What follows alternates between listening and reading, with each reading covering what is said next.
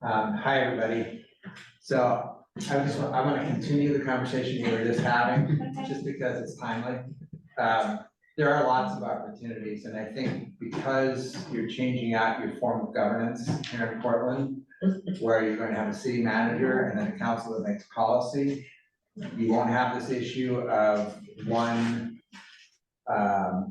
department fighting with another department. You'll have a directed way from the city manager, this is what we are doing, and everyone will be doing the same thing. It's never happened in Portland before, so you should be very excited. And I do think if we get the right counselors in place, there is going to be a whole lot more opportunities for more creative transportation solutions like this. I think it's brilliant what the neighbors did. And then lastly, I'll just throw out the term Wooner. Look into it. It's a Dutch term. The concept of it is a street that is meant to be for people to be on and cars are guests. So we're designing Milwaukee, we're designing a couple, 3 different streets right now that will be Wooners, and we're eventually, hopefully, going to make all of our neighborhood streets Wooners, and the only thing that won't be is the collectors and the arterials. That's sort of the long-term goal for the transportation system in Milwaukee. Spell It's WOONRF and ERF, I'm not sure, but they pronounce W. Yeah. Okay, so, keep fighting on that, though. I think you can get what you want. So, in Salem, the focus this session, this short session, is housing and drug addiction. We'll call it that.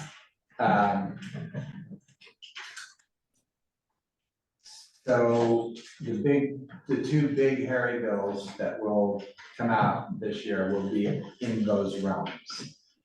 The governor's bill, which is kind of the controversial one right now, is much better than it was last session. We worked during the interim with the governor to improve it. There are still things that many of us don't like. One of which is a bunch of UGB expansions for that much. That's what it takes you to get a UGB expansion. Does everybody know what? urban growth boundary. Urban growth boundary, that's right. Oregon, one of the unique and wonderful things about Oregon is we have a land use system that protects our forests, protects our farmland, tries to keep our cities denser, which is good every way you cut it. It makes infrastructure cheaper, it makes everything's more environmentally sound because you're not driving for hours to your neighborhoods. So that's still in play. There are some other bills in the realm of housing that will make somewhat of a difference. The bottom line on housing is that we have roughly 50% of the population that can barely afford their rent. We've said, here's the minimum wage. It's $15 an hour, roughly. What it costs if you live in the city of Portland, anywhere in Portland metro area, to rent a single bedroom apartment. If you're not making $30 an hour, you're spending more than you should be spending on housing.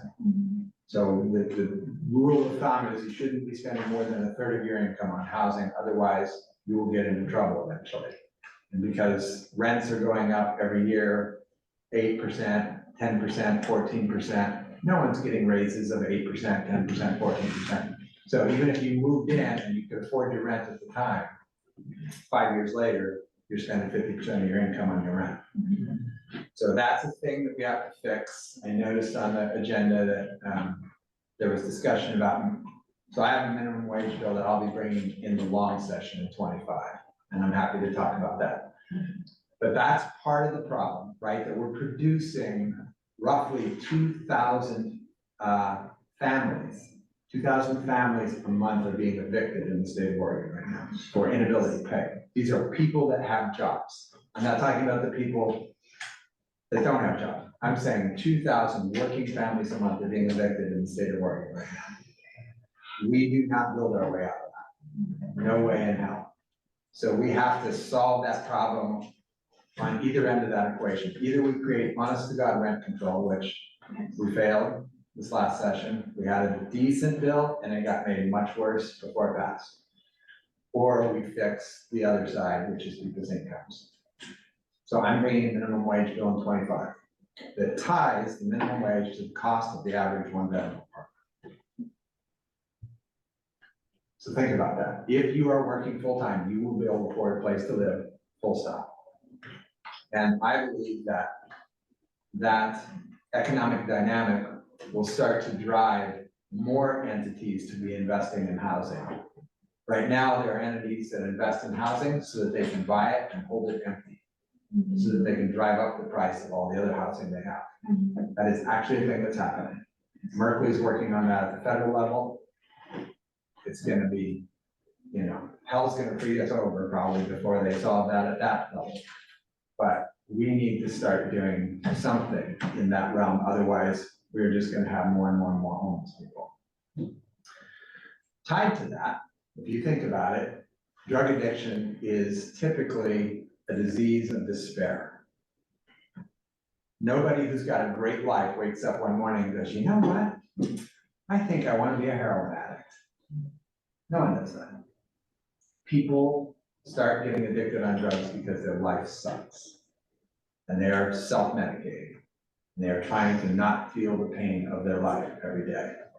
So when we have more and more and more people sleeping on the streets, hungry, cold, in fear for their lives a lot, they're going to turn to drugs, many of them, if not most. So these are like colliding issues that we have.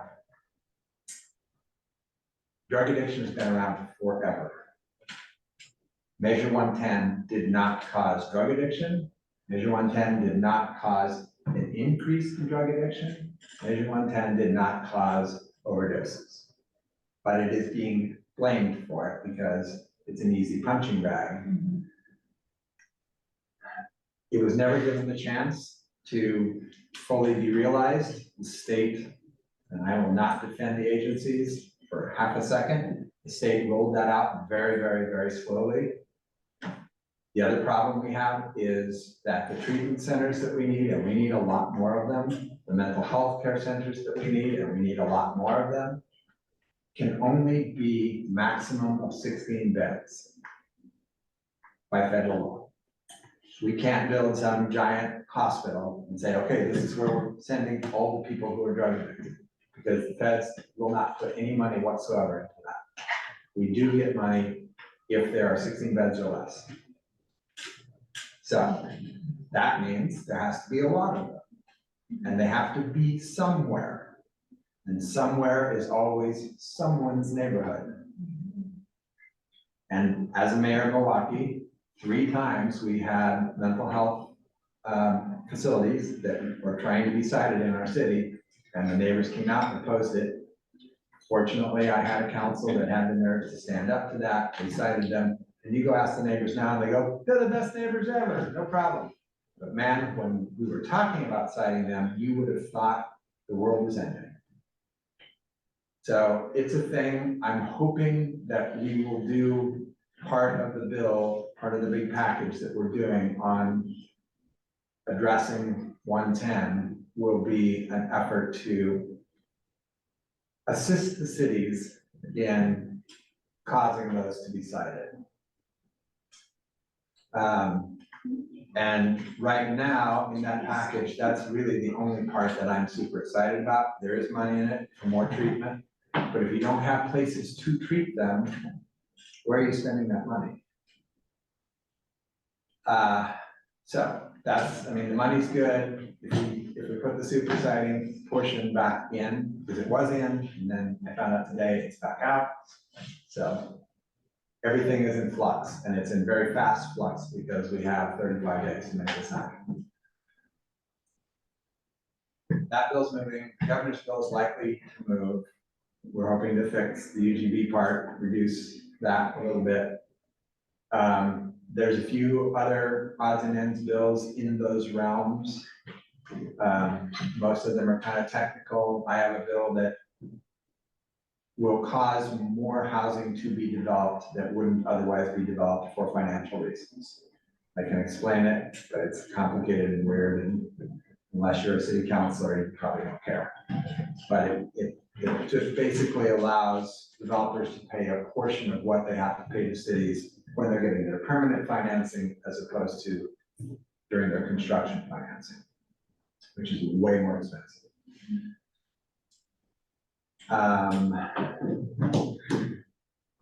What else do you want to know about the short session? Well, I'm very interested in the housing bill, actually, especially how that is being discussed in relation to environmental issues, because we were running into some issues last year where there was this kind of trade-off. Well, either we save trees or we build houses, and that made me really upset. Yeah. So I'm an architect, I'm an urban theorist, I work with my students on combining those things a lot. And then hearing that there are political entities creating that opposition between these two decisions makes me really angry, because if we have affordable housing and not putting trees and environmental friendly environments in it, we create disaster. Absolutely, we create more. I mean, it's really interesting when you look at an aerial map of the Portland metro region. The neighborhoods that have the most trees are the wealthiest neighborhoods. The neighborhoods with the least trees are the poorest neighborhoods. Weird.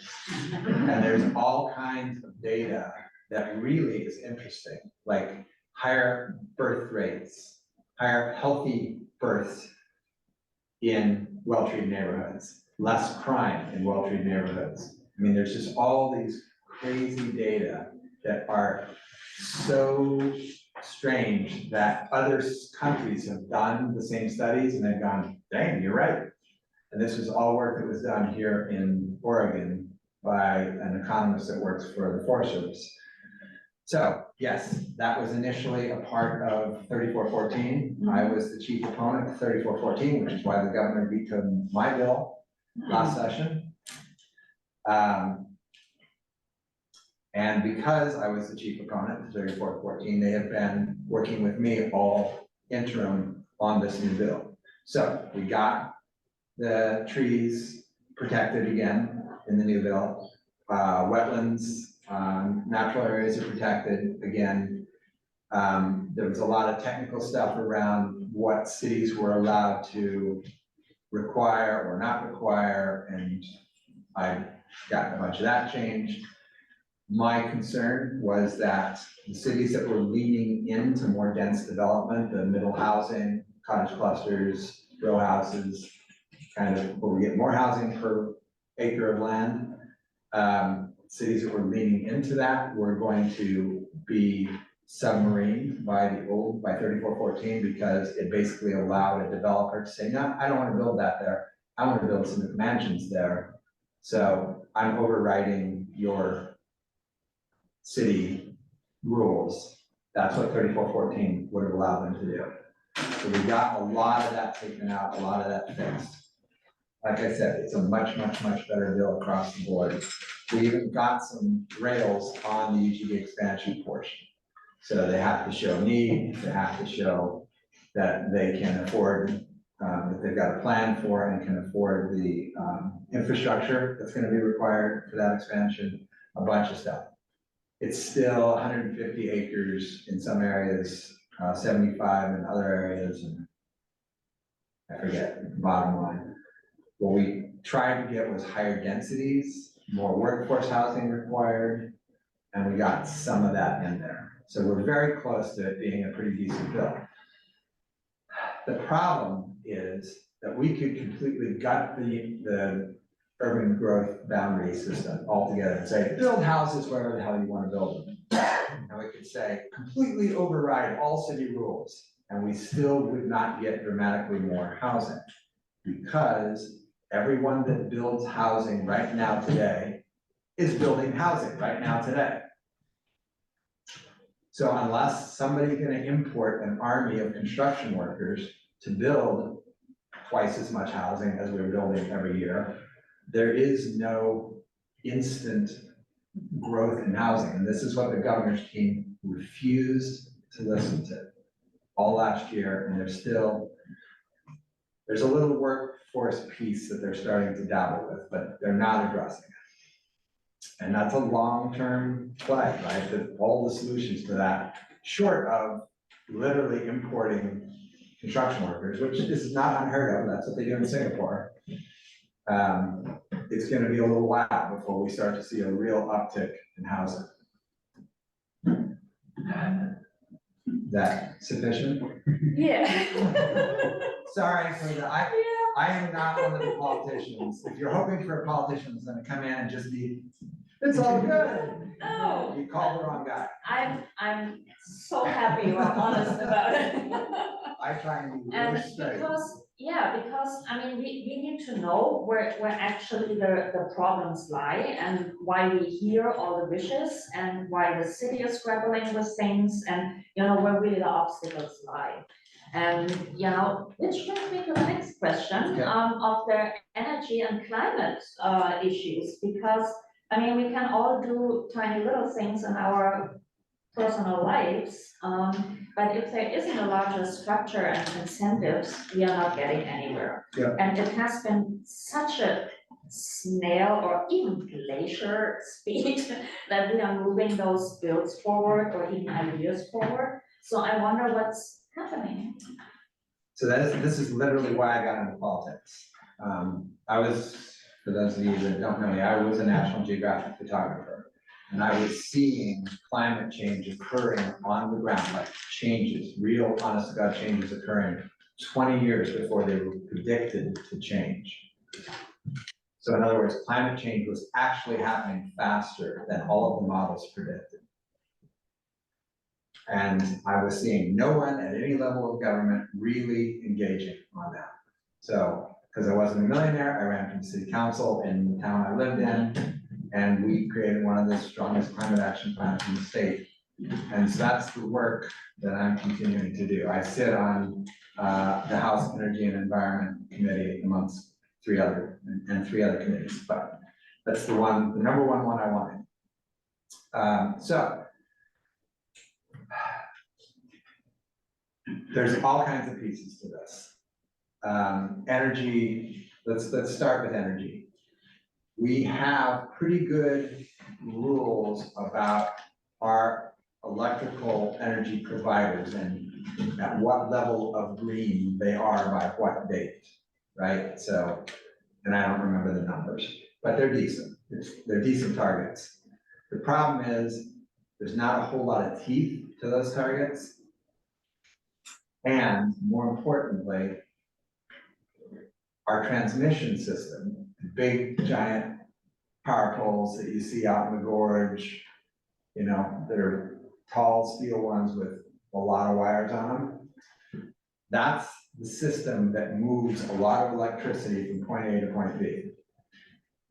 The Willamette Valley is point B. That's where we need the energy to get to. The green energy is largely going to be produced on the other side of the mountains, right? Better wind, better solar, all of that. The transmission system as it sits now cannot carry the capacity of electricity that we need to electrify more of our system. So we won't be able to go to all electric cars. We won't be able to electrify all of our buildings. Never mind the dozens of big giant server farms that are moving to the state because we have the cheapest electricity in the country. So when I started digging in at the state level and realized this, that I seeded a group during the interim transmission work group.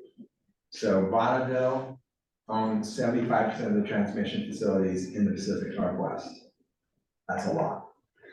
PGE owns a little bit, Pacific owns a little bit more. There is one new transmission project that they started in 2008. They started the process. It goes from Hemingway, Idaho to Boardman, Oregon. If we are very lucky and we keep our ducks in a row, they will start construction in 2 years. That's a 20-year process for one 300-mile transmission system. There's a zillion reasons for it, and that's why I gathered. So I have Bonneville at the table. I have all three of the big utilities. I have Oregon Department of Energy. I have the governor's staff. I have solar providers. I have all the right people at this table. The goal is in 25 to come with a bill that A, speeds up the process of siting new transmission lines, and B, potentially starts a regional transmission organization. The West is the only part of the United States, one of the only, there's one other little one. Florida and Georgia don't have one either. But from Colorado, the Pacific Ocean, from the Mexican border to the Canadian border, is an area where there's not a regional transmission organization. There's nobody whose job it is to be thinking about what transmission we are going to need in at what point, and then funding it and financing it and building it. It's no one's job. So California did their own recently. It's called CAISO. In a perfect world, all of the rest of the West would join CAISO, or we could rename it, who cares? But that system that they've got, because their system is very focused on moving to renewables as fast as possible. Some of the RTOs in the country, that is not necessarily their focus. They're still doing better than we're doing. So this is a big, big bottleneck that nobody likes to talk about because it's complicated and it's hard and there's entities that we can't control. But we have no control over Bonneville. It's a federally created organization. It is self-funding, so they barely answer to Congress, let alone the state legislature. So we are working on processes. We're trying to pull together a conference for the summer amongst all the state legislators from all over the West to come together and say, okay, are we gonna form an RTO? All right, let's do that. And let's tell our federal delegation we need Bonneville to get in the game. Those are the next steps, right? That's truly a major bottleneck. So that's electrical energy. Transportation, 40% of the greenhouse gases in Oregon. That is also the topic. Transportation, not the greenhouse gases, is the topic of 25. That will be the major thing that everyone's focused on. Right now it's housing and Measure 110. Last session it was housing and the CHIPS Act. 25, it will be transportation. Predominantly for the sort of status quo people, it's how do we fix the mess? And the mess is this.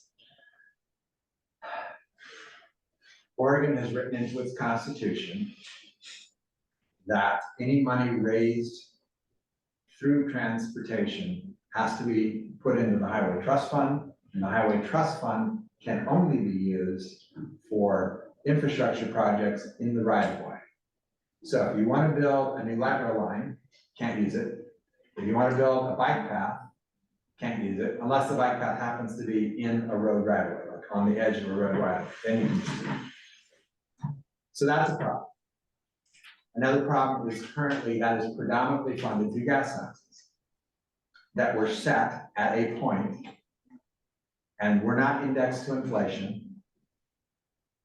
And basically it never goes up unless the legislature creates a miracle and raises it. In 2017, the last time there was a big transportation project, like the last time it was the focus of legislature, They knew, all of their studies said, we need to raise the gas tax 50 cents. Does anybody in this room know what they raised it? They raised it a nickel. Because they didn't have the spine. I mean, everyone's gonna be mad, right? If the gas tax goes up 50 cents, who in this room isn't gonna be angry? You drive a BP and you drive an EV, don't you? Yeah. I don't drive a car. Okay, there you go, you ride a bike. Right, She right, rides an where? EV. I came tonight with a car. That's a real thing, right? But here's what we learned from ODOT this last year in my Transportation Economic Development Subcommittee of Ways and Means. There's a graph that looks like this. Here's the cost to maintain our current roadway system, the highways, the bridges, all that stuff. Here's the income that ODOT has. They said, if we keep the status quo, if we stay right where we're at, there will be bridges in this state that we do not touch for 200 years. Not touch, not maintain, not rebuild, not touch. No bridge ever invented was designed to last 200 years. 70 to 100 years is a typical design parameters for a bridge. So that gives you a sense of how bad it is. Now, I will not say that ODOT is the most efficient organization on the planet. Definitely not even in the top 50%. But, yeah. Weren't they talking about going to weight mile taxes and away from gas tax at some point? That's just for the trucks. Okay. So there is a concept out there, and some of you may be involved in this, vehicle miles traveled system. And 10 years ago, they started a pilot project to explore vehicle miles traveled, because they could see electric cars coming, right? They could see hybrids coming. And because we have the system where we don't, when we create the gas tax, we don't tie it to inflation, we just every so often ratchet it up, kind of like the minimum wage, which requires political intestinal fortitude, which is thin on the ground. Then you have this decreasing capacity to fund your system. So in 25, if a miracle occurs, the legislature will actually figure out a sustainable method to fund our transportation system. And if a small group of us are as effective as we hope to be, it will include a whole lot more towards bike and pedestrian infrastructure, towards safety, towards maintaining streets. And it will cause them to include the big giant projects in their funding. That's another little dirty secret about transportation in the state of Oregon. I have a question about that. Are you talking about ODOT right now, or will there also be funding towards like municipalities through PDOT and whatnot? Good question. So the aforementioned Highway Trust Fund has a system where ODOT gets 50% of that, the cities get 30% of that, and the counties get 20%. So if we increase what the Highway Trust Fund has coming in, yes, the cities will get more, PDOT will get more. But our hope is to, the small group of us, our hope is to cause ODOT to be spending more on alternative forms of transportation. It's tricky because of the Highway Trust Fund and it's in the Constitution. So back to the big projects like the IBR, right? Interstate Bridge. We know that needs to replace. No one's arguing that we need to replace that bridge. Some people are arguing about how big it needs to be, how many lanes, all those things. It's going to have light rail for sure. It's going to have bike ped. It's a pretty good project. It's also $7 billion. Washington has put in $1 billion. We, in the last session, voted to put in $1 billion. Do you know where that billion came from? Trust fund. Trust fund, I wish, it was a bond. So we're bonding $1 billion. What that means is that we will be paying for that $1 billion for the next 30 years. And that comes off the top. So every year when we sit down to do the budget, And we're going, okay, we need $10.2 billion for education, and we need this much for mental health care, and we need this, all the things, state funds. Before we touch any of those things, the first thing that comes up is debt service. So every time we do a big bond like that for a big project, the first thing that gets paid is those. And then we do everything else. Right? So we're not allowed to use the highway trust fund to build light rail. We're not allowed to use the highway trust fund to build bike paths. But we're taking from the general fund money that could be used for light rail and bike paths and all those things, and putting into freeway projects, which should come from the highway trust fund. What can we do to change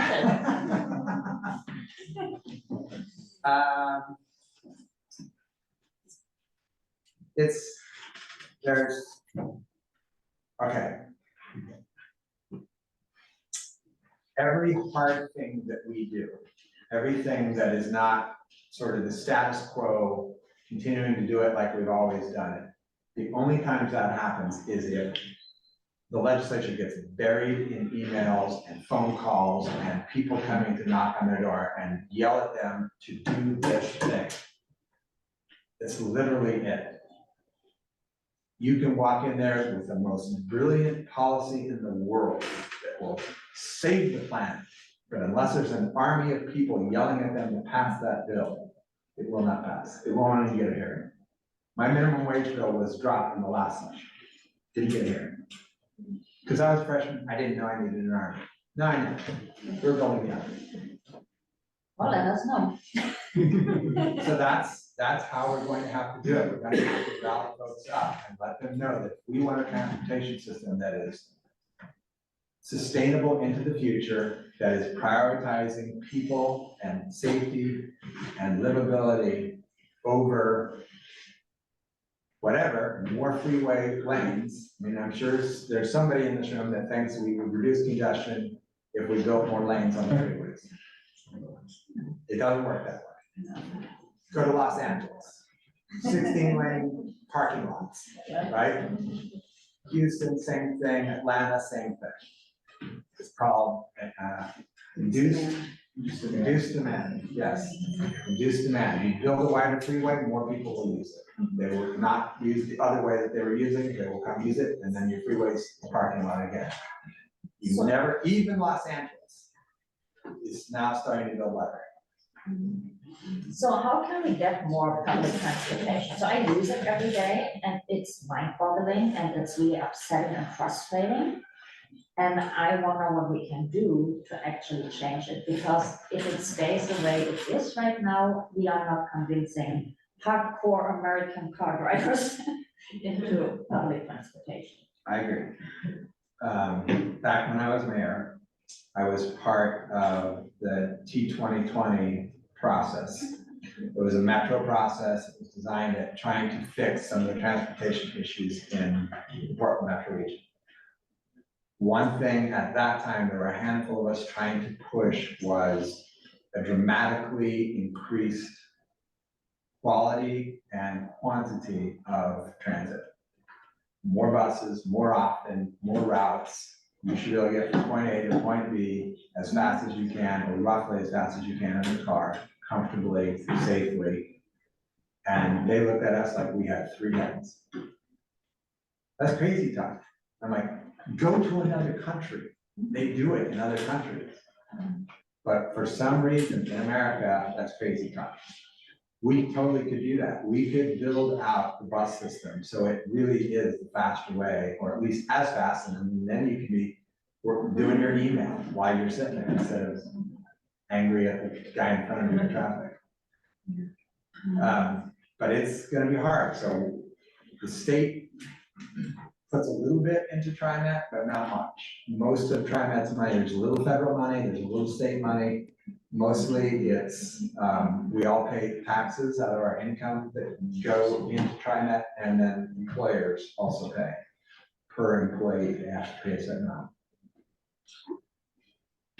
We will have to figure out a way to fund that. We So, also need to make it fun to use public transportation. well, I think if it was just fast, comfortable, and easy, that would be a great start towards fun. Just so that you have the big picture on, okay, so why don't we just do that? Why don't we pay for that? Oregon has a financial problem. Most states have a three-legged financial stool. They have a sales tax, they have a property tax, and they have an income tax. And they balance each other out, and like local governments get more of one and state governments get more of another, but they have the money to do these things. In Oregon, at some point in our history, we decided we're not doing sales tax. So now we have a two-legged stool. And then, because that wasn't bad enough, we decided to cut one of those legs halfway off. That was Measure 5 and 50 back in the 90s. This is why schools are underfunded. This is why cities struggle to stay afloat, let alone do all the cool things that we can all imagine that our city could be doing. It's why the counties struggle, it's why the fire districts struggle, it's why the parks districts struggle. They're all property tax dependent. The cost of everything is going up faster than 3%. Property taxes are limited at 3%. Now, I know you all pay huge property tax bills, and it's crazy tough to imagine paying more. I get it. Here's the problem. When Measure 5 and 50 were designed, they were literally designed to reduce taxes on the biggest entities in the state and to increase your taxes. So when Measure 5 and 50 were passed, and there were other tax bills that were happening at the same time that contributed to this, but basically the timber industry that is paying today 10% of what they were paying pre-5 and 50 on the same amount of wood coming out of the forest. 10%, and that's the ones that haven't converted to being real estate something trusts, real estate REITs, they call them. Investment trust. Real estate investment trusts. Real estate investment trusts don't have to pay income tax. They don't pay property. The only tax they pay is the people who are part of the trust, who own part of the trust, they have to pay tax on their income. Well, warehouser, how many of us have warehouser stock? Anybody? Yeah. Almost nobody in the state of Oregon. So that income is being paid in New York or Miami or Los Angeles or wherever those people live that have that stock. It's not being paid in Oregon. And it's taking power trees and not paying any taxes. And there's a bill right now being floated by Senator Steiner that would make them pay even less money, because right now they have to pay a little bit of money for fire suppression to help fight fires.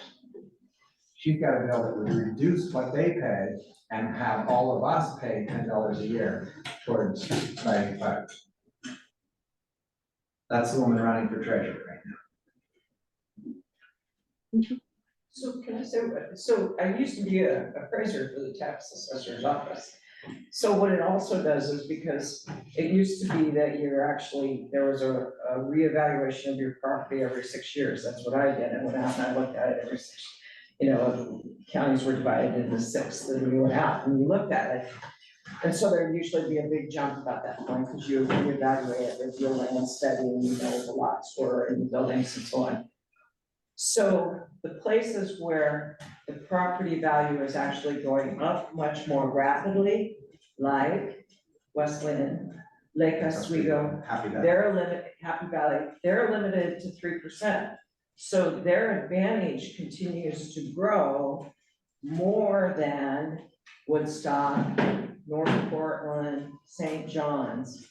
So proportionally, now we're way out of whack, and we're paying a higher proportion, those that have middle or low income housing, than the people that have the best property in the state. Yep, that is absolutely true. And if you have a house that was built in 1988, 3-bedroom, 3-bath, 2,700 square feet, and a house that's built this year, exactly identical house, it's just built this year. The person with that house is gonna pay significantly more taxes than the person's house that was built in 1988. It could be side by side. Side by side, sitting side by side, same district, same city, same everything, because Measure 550, and there is no reset on sale. A lot of people think that we reset back up to market rate on the resale of the house. We do not do that. It does not change. Selling the house does not change the property taxes. So this is the world that we're in. Oh, and because all of that wasn't bad enough, we decided, and I'm doing this in a funny way, historically, it's actually happened first, we decided to throw the kicker in there. And what the kicker does is 2 years ahead of the income that the state's going to receive, 2 years in advance, the state economist is required to guess what will the state's income be. If the state economist is off by more than 2%, I can't tell you within 2% what I'm gonna make next week. But within 2%, then everything above what they guessed kicks. We are kicking $5.6 billion this year. $5.6 billion. So that means we could have paid cash for the IVR, right? We could have built thousands and thousands of new housing units. We could have built new schools. We could have fixed some of the broken systems. I mean, think about what you could do with $5.6 billion. And most of that's going back to the richest 10%. You'll all get decent amounts back on your tax returns. It'll be exciting. You'll get $500 or $800 or something. But Phil Knight's gonna get 140,000, 200,000. He doesn't need that. We won't even notice it.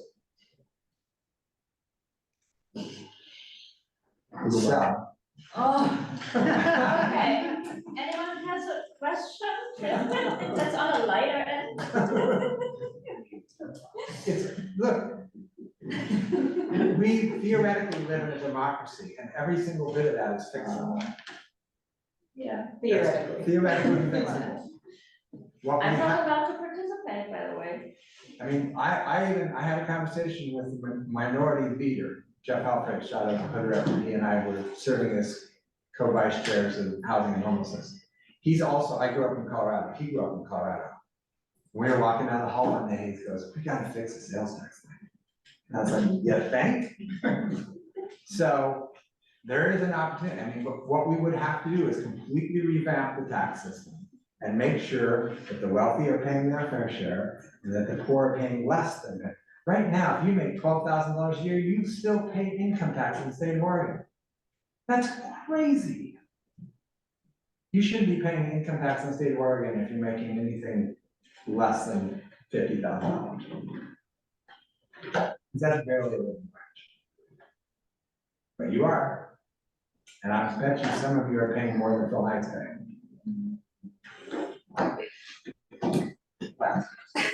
Kind of along the same lines then, is there any stomach for limiting the amount of money that goes into campaigns in this state? Well, whether there's stomach or not, there's gonna be 2 concepts on the ballot in November. 2 ballot measures are being floated. One was created by the labor unions, which protects their ability to put lots of money into campaigns.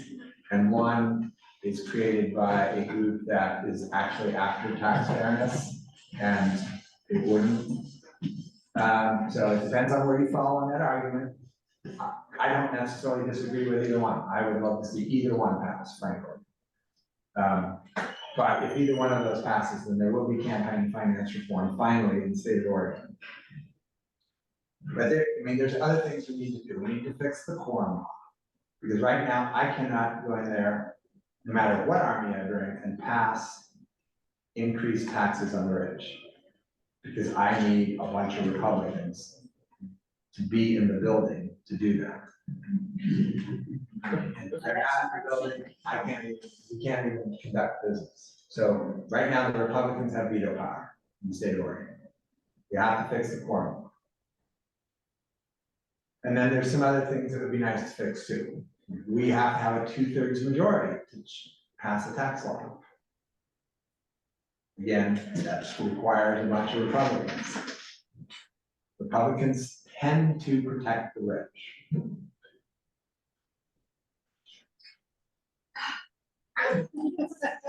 I hope you didn't invite me here so I can show you off.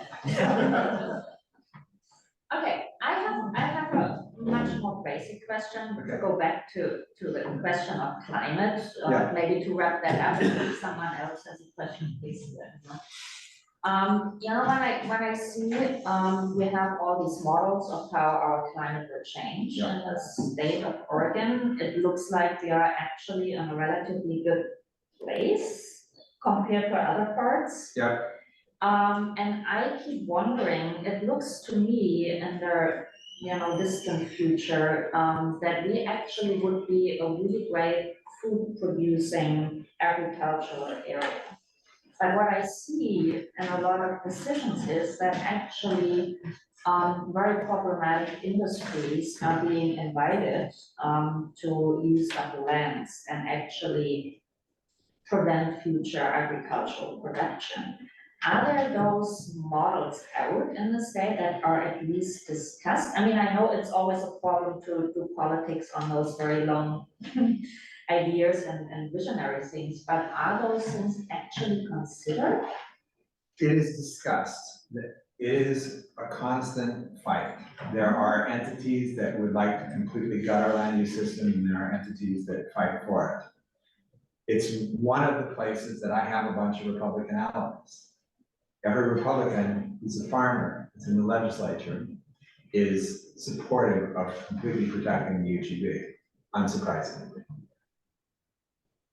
So that's why the governor's bill failed in the last session.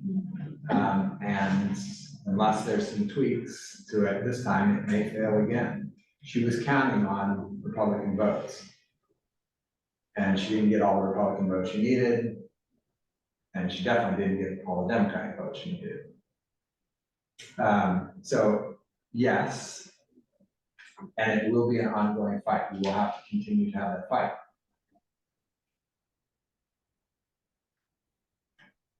Water is another piece that we need to be getting really proactive about. We're gonna have to change the water laws in this state. We're gonna have to make it so that water is being used for the highest and best use. We're growing bloody alfalfa out there in the desert. Alfalfa is like second to rice in how much water it needs. It's a really stupid thing to grow in a desert. And I'm talking about parts of the state that are in drought and have been in drought for years, but they have full water rights. So they're the first ones that get to use the water, and they get to sell that alfalfa to Saudi Arabia for their horses. Big bucks. We could be changing laws about highest and best use. That is gonna be talking about all the fights I've talked about. That is gonna be even harder, but that's a piece.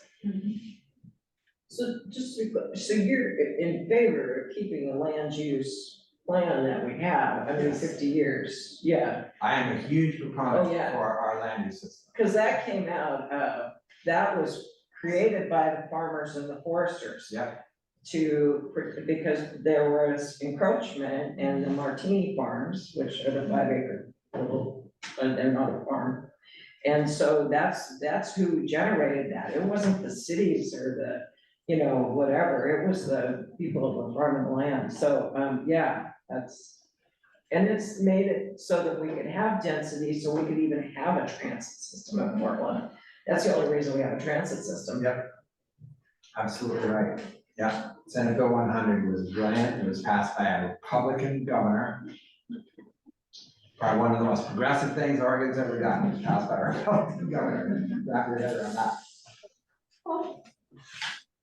But yes, there are a lot of people that will fight to protect that system in the legislature. But we have so many more things. We have to start working on how we manage our forests differently.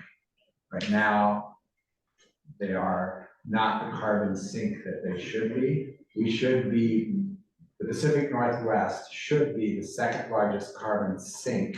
In other words, something that pulls carbon in, draws it down, if you will, in the world after the Amazon. The Amazon and the boreal forests of the Pacific Northwest, and then the continental, in that order, and then Indonesia. But because we have mismanaged our forests for a century now, we are not.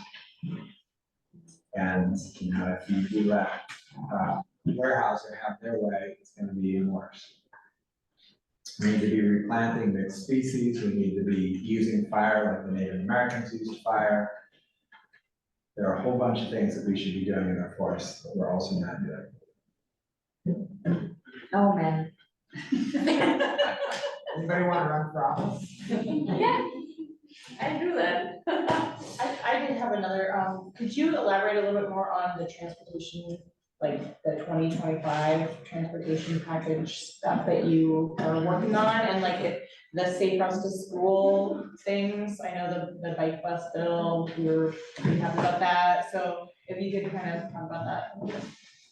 So the status quo folks will want to continue to build the big highway projects. They'll struggle to figure out how to fund the transportation system going forward. And then Confam and I and Golden and a handful of lefties will be fighting to reduce those big projects and start doing more things like fixing Powell Boulevard. How many people have died on Powell in the last year? Right? There's there's streets all over this metro area that are deadly. People die on them all the time because they're badly designed. Unsafe bikes, pedestrians. So we could be investing in that so that people have, and then investing in more transit, even safer bike routes so that people can choose to do that instead of driving their car, thereby reducing congestion. There is unfortunately, ODOT has really sullied the concept because they call tolling on freeways congestion pricing. That is not congestion pricing. Nothing about what they're talking about would be congestion pricing anywhere else in the world. Where they have done it right, they say geographic area, time of day. If you enter that geographic area within certain hours of the day, you will pay X fee in a single occupancy vehicle. If you're a carpool, different. If you're on a bus, it's free. If you're riding a bike, it's free. And then they have taken the money from the people that pay it to put into transit and the bike ped projects. I believe London is currently building what they're calling a bike highway that's floating on the Thames. I mean, that's the kind of creative, cool stuff. We have a lot of ideas at the university. We have a lot of things in the pipeline, so whenever. For next state. Cool. Any last questions or comments? Back to Sue, so can we follow up with land use once we're done, just really quick? Oh, yeah. Okay. I have a question. Sure. You say you need that army. Are there organizations that form the armies that, in your opinion, that are effective that we can get? Yeah, it's gonna depend on the issue.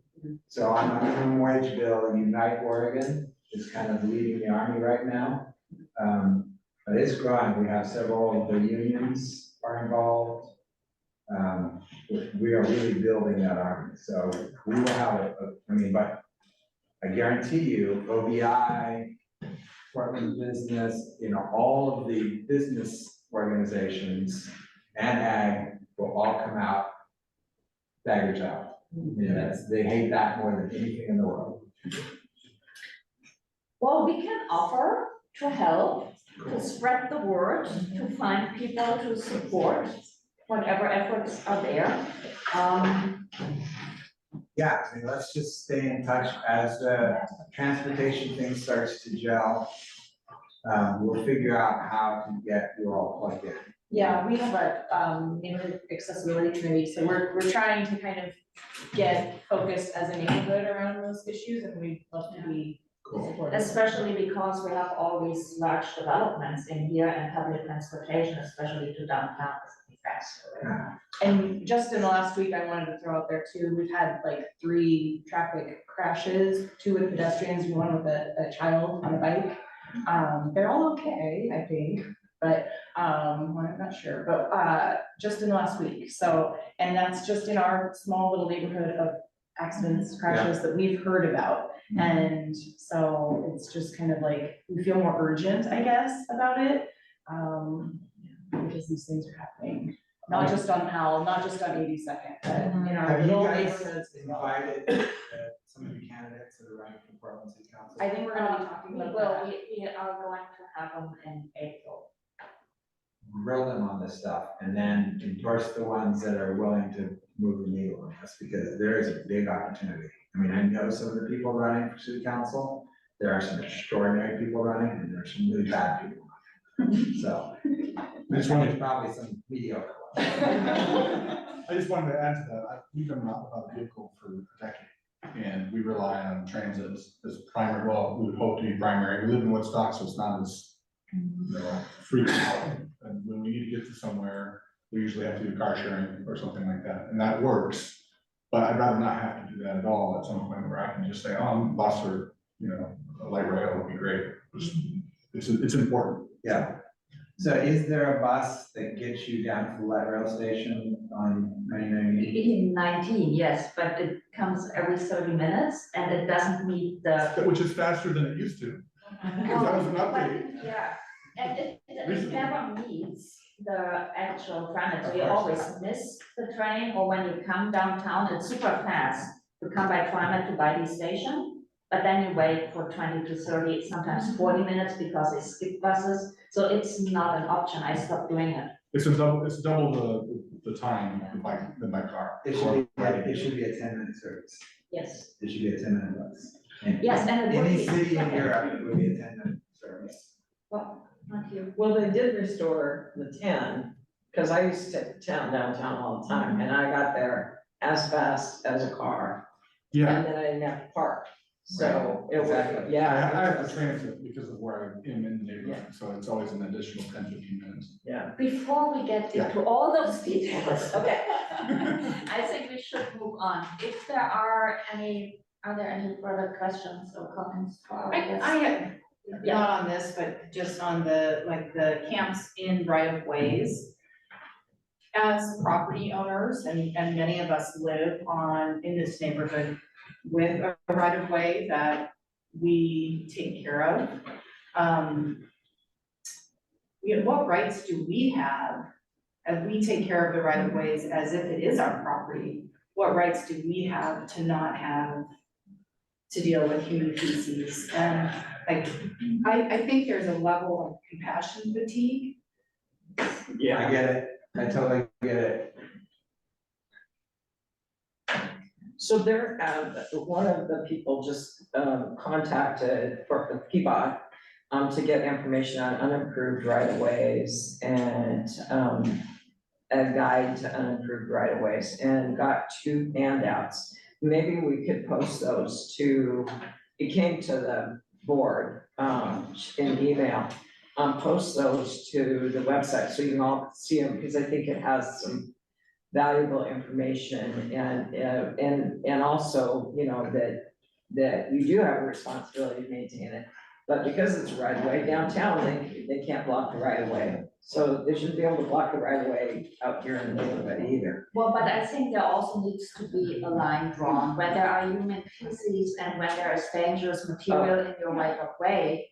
You should not be the one who deals with it. So when it comes to human feces, is it was hazardous waste? Oh, Yeah, Contact hazardous waste and report it. right, They'll get out there right. right away. And there's the rapid responses. Yeah, but the hazardous waste that there's waste out. Yeah. Triggers a much faster response, because I know some people have used that in some situations. They used it a little bit on 41st when we had such a huge encampment there. So try that route too. Okay, so So ultimately, Yeah. the answer to that, kind of not much. right, So what we need to do, and it's back in the court, so it could change, but you all know that there was a court case that said if there weren't enough shelter beds, you can't stop people from camping. We should be able to build enough shelter beds. There is a guy who's going to run for mayor. He hasn't quite announced yet. He's going to announce in the next few days, so keep your eyes peeled. He will be far better than anybody who's currently running for mayor. I know him personally. He's super invested in this. He has been flying himself all over the world to cities that have solved their house systems problem. And he's been having conversations at the highest level with really smart people who know what they're doing. And he is gonna come to the city with a fully fledged plan on how we start getting these folks housed. At least in shelters, ideally better than the shelter, right? We need somebody with vision and guts and willingness to stand up to both sides, right? That's your very best leader is somebody who will listen, learn, and then make the right decision and take the heat that he's gonna get. Because for one side, it will be inhumane, and for the other side, it will be not whatever. And I think this guy has got that. And we need a good city council, and when they need to hire a good city manager, all of those pieces really want to fall in place. It is totally solvable, I think. And just to throw out one thing, I was on a delegation this summer to Singapore and Hong Kong to learn about a thing called social housing. In Singapore, they have social housing in spades. They probably do it better than anybody in the world. Here's some stats. Singapore has some of the highest density, higher than almost anywhere in the United States. Higher land value than almost anywhere in the United States. 80% home ownership. We're hovering around 45, 50%. Most people pay less than 20% of their income for their housing, and they have zero homeless people.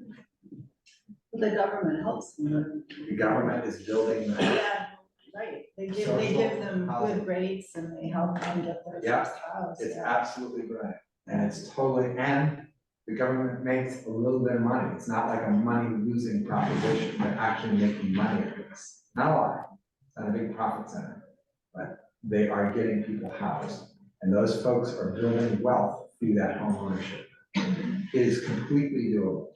All the reasons we use are just protecting the sort of capitalist, yeah, but who's getting to make a profit off of that? Right? If some rich guy is not making a profit, then we absolutely shouldn't do that thing. So that's one piece. When I was in Hong Kong, they were starting to do what we started to talk about a couple of years ago.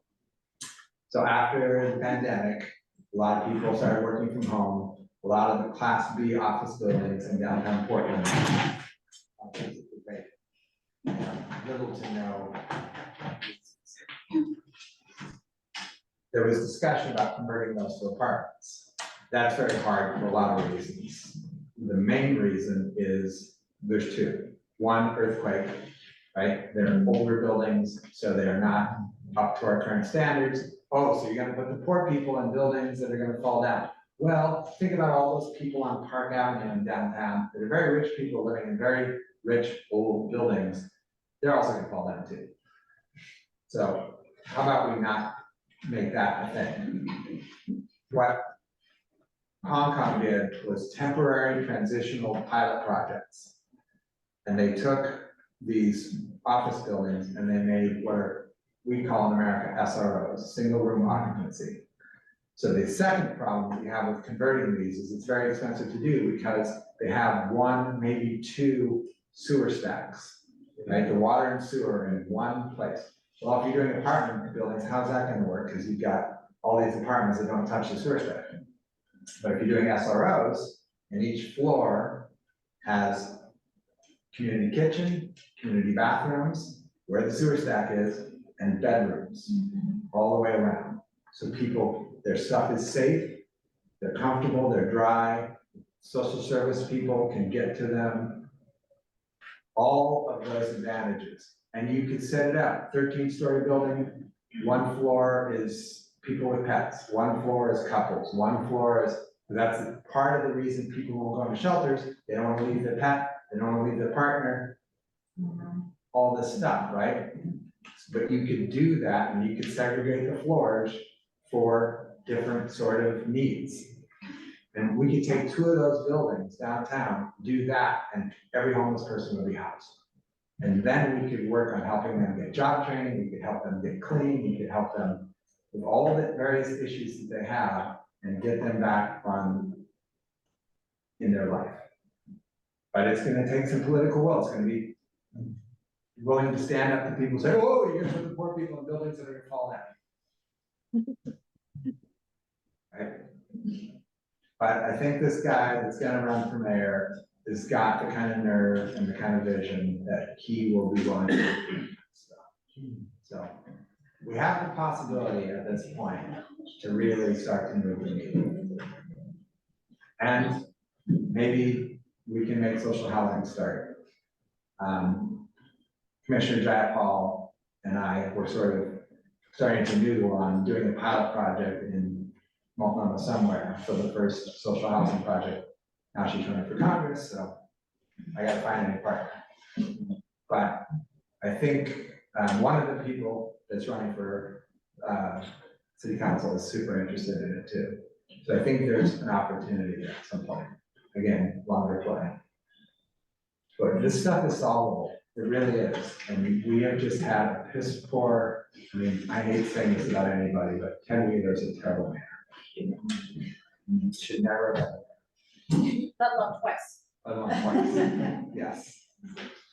So, anyway, thank you. On that